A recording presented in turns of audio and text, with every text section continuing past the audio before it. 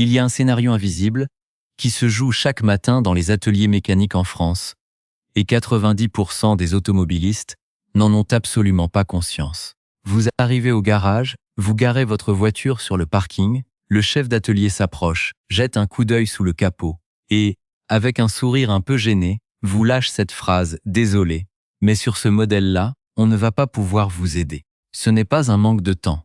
Ce n'est pas du snobisme de mécanicien. Ce n'est même pas une question de rentabilité immédiate. Certains moteurs ont une réputation tellement désastreuse, tellement ancrée dans le milieu feutré de la réparation, que les garages indépendants refusent tout simplement d'y toucher pour ne pas couler leur propre boîte. Ils vont changer vos plaquettes de frein, ils vont faire votre vidange annuel, ils vont s'occuper de vos amortisseurs. Mais dès que vous leur demandez de poser les outils sur la distribution ou d'ouvrir le bloc, ils vous suggèrent poliment d'aller voir ailleurs. Aujourd'hui, on lève le voile sur ce secret de polichinelle de l'industrie, ces motorisations maudites que les mécaniciens français refusent catégoriquement de prendre en charge. Des pièges financiers majeurs qui s'étendent de la simple galère technique jusqu'au bloc tellement mal conçu que même les concessionnaires de la marque essaient de vous les racheter une misère pour les envoyer directement à la casse. Nous ne parlons pas ici de voitures complexes à entretenir ou de pannes d'usure classiques. Nous parlons de moteurs où les pièces de rechange d'origine sont introuvables, où l'outillage spécifique requis coûte plus cher que la valeur vénale du véhicule sur le marché de l'occasion, où le risque juridique pour le garage est une bombe à retardement, et où l'historique des pannes est tellement lourd qu'aucun professionnel sain d'esprit ne prendra le risque de signer un devis. À la fin de cette vidéo, vous saurez exactement quelle motorisation vous devez fuir de toute urgence avant de signer un chèque de 10 000 € pour une voiture que personne en Europe ne voudra réparer. Ce n'est pas une simple liste d'avis trouvée sur des forums internet, ce sont les chiffres réels des réseaux de contrôle technique, les dossiers chauds des experts en assurance automobile et les discussions directes avec les gars qui ont les mains dans le cambouis tous les jours. Ce que vous vous apprêtez à découvrir n'est pas un forfait garage prépayé, pas un abonnement de garantie miracle vendu par votre banquier, pas un kit d'additifs surfacturé du rayon accessoire des centres auto. C'est la mise à nu d'une vérité mécanique brutale. L'industrie automobile produit parfois des anomalies programmées pour s'autodétruire. Et c'est vous, l'automobiliste en bout de chaîne, qui payez la facture. Prenez le cas d'une même catégorie de citadines polyvalentes sur le marché français, par exemple. D'un côté, un bloc robuste qui encaisse 250 000 km, sans broncher avec un entretien basique à 200 € par an. De l'autre, sa variante technologique vendue à grand renfort de marketing écologique, qui subit une rupture totale de lubrification dès 80 000 km, entraînant un remplacement complet du moteur facturé 7 500 € par le constructeur, alors que la valeur de la voiture à l'argu dépasse à peine les 6 000 €. Pour comprendre pourquoi le marché français de l'occasion est aujourd'hui saturé de ces véhicules visuellement impeccables mais techniquement cliniquement morts, il faut remonter à l'année 2012. C'est à cette période précise que la course effrénée aux normes anti-pollution européennes a poussé les ingénieurs à concevoir des architectures moteurs d'une fragilité extrême, sacrifiant délibérément la longévité mécanique sur l'autel de la réduction théorique des émissions de dioxyde de carbone. Pour bien saisir le désastre qui se joue sous votre capot, il faut plonger dans la physique pure et la chimie des fluides, là où le marketing des constructeurs se fracasse contre la réalité matérielle. Le grand coupable de cette décennie, c'est le choix d'avoir immergé la courroie de distribution directement dans l'huile moteur. Visuellement, imaginez une bande de caoutchouc robuste, semblable à un pneu de vélo miniature, qui baigne en permanence dans une friteuse d'huile brûlante à plus de 130 degrés. À l'origine, l'idée des ingénieurs était de réduire les frictions mécaniques pour gratter 3 minuscules % de consommation de carburant sur les cycles d'homologation européens. Mais la chimie a sa propre logique que les comptables ont ignorée. Lors de chaque trajet, surtout les petits parcours urbains de moins de 10 km si fréquents en France, de microscopiques gouttelettes de carburant imbrûlé passent à travers les segments des pistons et viennent se mélanger à l'huile de lubrification. Ce mélange se transforme alors en un véritable solvant acide. Ce solvant attaque la structure même de la courroie, qui commence à peler, à s'effilocher et à perdre ses composants thermoplastiques, comme une vieille semelle de chaussure qui se décompose au soleil. C'est à ce moment précis que le piège mécanique se referme. Les débris de caoutchouc, sous forme de filaments et de suie noire, descendent par gravité au fond du carter d'huile et viennent colmater la crépine de la pompe à huile. La crépine, c'est le tamis protecteur, l'équivalent du filtre de votre aspirateur de salon. Quand ce tamis est totalement obstrué par les résidus de la courroie, la pompe à huile aspire le vide. Votre moteur tourne alors à sec, métal contre métal, à plus de 4000 tours par minute sur l'autoroute. En moins de 30 secondes, la température des coussinets de bielle grimpe en flèche, le film d'huile protecteur disparaît et le moteur serre définitivement dans un bruit de cisaillement métallique effroyable. Si l'on regarde l'ancrage historique de cette technologie, l'introduction massive de ces blocs à courroie humide coïncide avec le durcissement drastique des seuils d'émission de la norme Euro 5 puis Euro 6, pour éviter les pénalités financières colossales imposées par l'Union européenne, qui se chiffrent en dizaines de millions d'euros par gramme de CO2 excédentaire par véhicule vendu. L'industrie a délocalisé le coût de la recherche sur la durabilité directement dans le portefeuille du consommateur. Là où les normes américaines ou asiatiques tolèrent des cylindrées plus importantes et des architectures à chaîne de distribution en acier bien plus lourdes, mais infiniment plus fiables. Le cadre réglementaire européen a mesuré l'efficience sur des critères tellement déconnectés du monde réel qu'il a favorisé l'émergence de ces moteurs jetables. Les statistiques de l'Union européenne montrent que le parc roulant français subit aujourd'hui un taux de défaillance prématuré de la distribution, multiplié par un facteur de 4 par rapport à la génération de moteurs du début des années 2000. Un moteur moderne ne meurt plus d'usure thermique ou de fatigue des matériaux après 300 000 km au service d'une famille. Il s'asphyxie de l'intérieur, avec ses propres composants, avant même d'avoir atteint sa première décennie d'existence.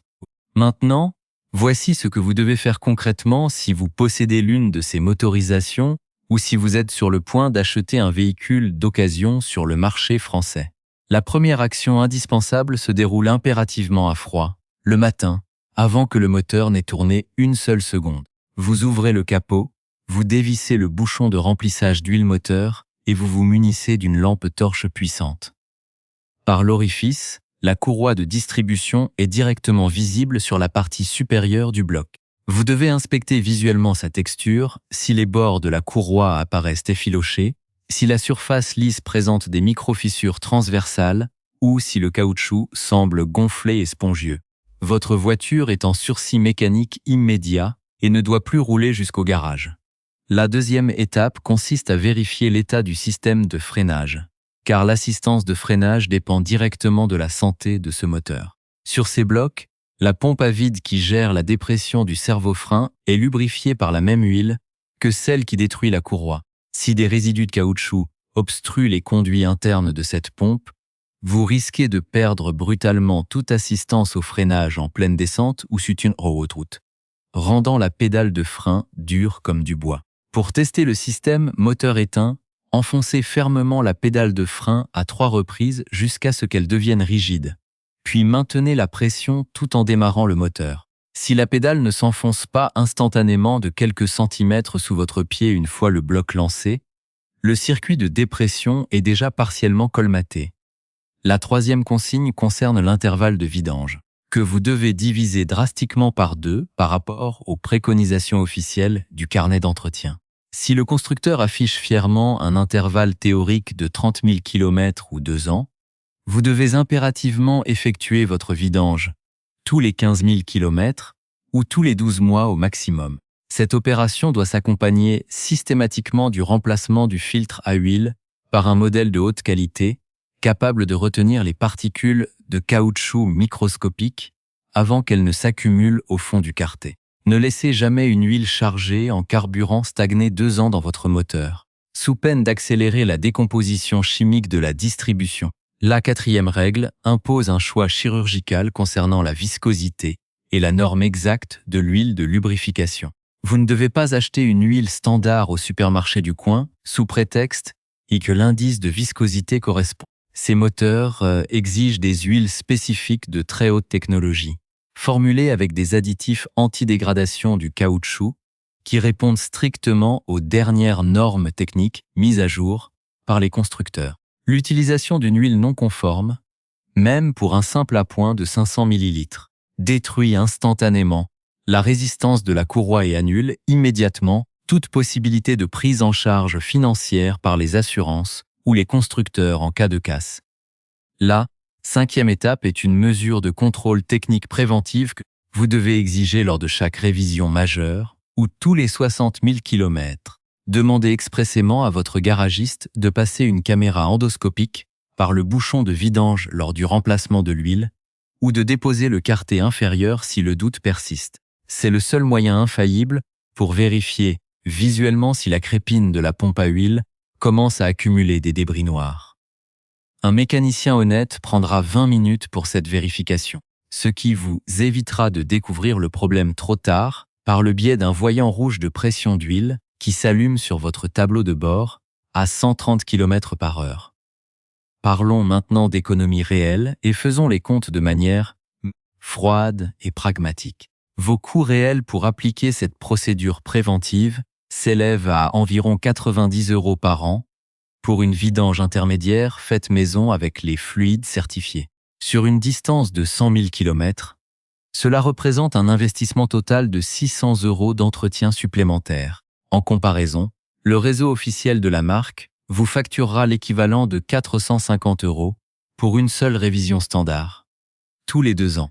Mais si vous ignorez ces étapes et que la courroie cède, le garage officiel vous facturera l'équivalent de 8 200 € pour un échange standard de moteur thermique, une dépense qui intervient statistiquement tous les 4 ou 5 ans sur les modèles mal suivis.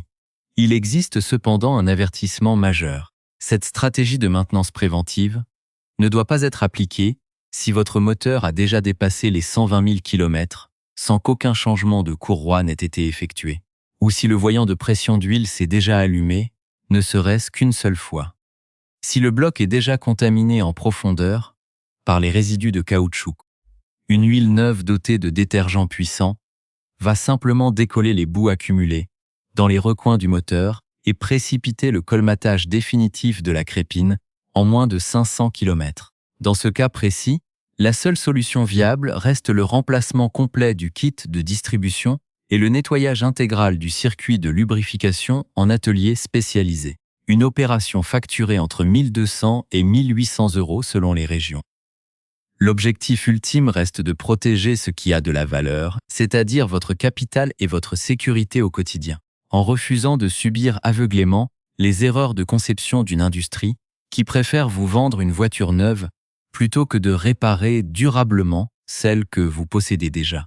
Pour mesurer l'ampleur systémique de ce business de la panne, il suffit d'analyser les données réelles des grandes flottes professionnelles en France. Prenons le cas concret d'une société de livraison de colis basée en région parisienne qui exploitait une flotte de 140 utilitaires légers équipés de ces petits moteurs essence modernes entre 2018 et 2024. Sur cette période de 6 ans, 42 véhicules ont subi une perte totale de pression d'huile avant d'atteindre les 90 000 km. Pour cette seule entreprise, le coût direct des réparations hors garantie s'est élevé à plus de 260 000 €, sans compter le manque à gagner lié à l'immobilisation des véhicules qui a duré en moyenne 3 semaines par utilitaire, en raison de la saturation des ateliers.